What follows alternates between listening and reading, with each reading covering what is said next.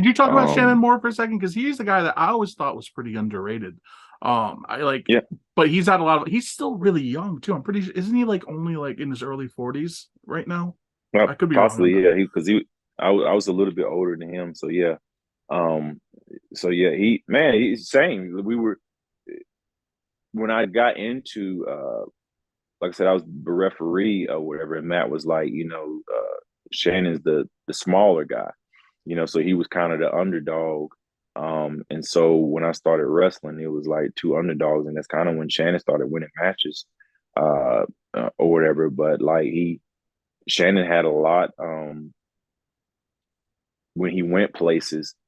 Uh, he always, they would see him at the beginning and be like, "Oh, he's small," until he got in the ring, and then he would just tear the house down. And people, you got to understand, in the '90s, in the late '90s, on the indie scene, people were still doing like clothesline, leg drops, body slams, suplexes. Mhm. It was if anybody went to the top rope, they went to the top rope to do like a splash or a big clothesline off the top rope, and that was a high flyer back in that time.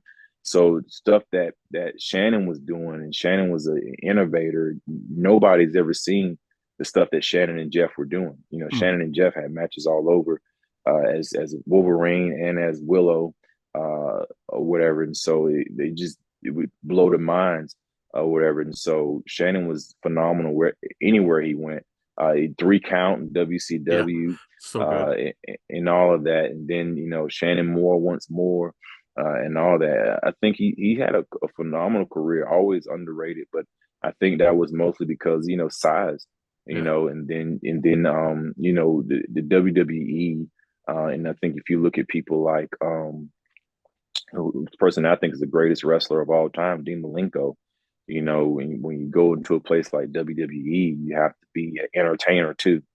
And so a lot of wrestlers suffered because they weren't entertainers; they were just great wrestlers. Mhm. And I'm glad we're in a place now that you could be a great wrestler and a great entertainer, and you could still make it. But there was like, you could be a great wrestler, but if you're not an entertainer, you're not gonna go but so far. Especially in that And time so, period, that happened a lot yeah, then. the attitude area and all that stuff. A lot of the great wrestlers suffered because of that, and it's like I think that's the thing of Ring of Honor is that Ring of Honor is based on wrestling.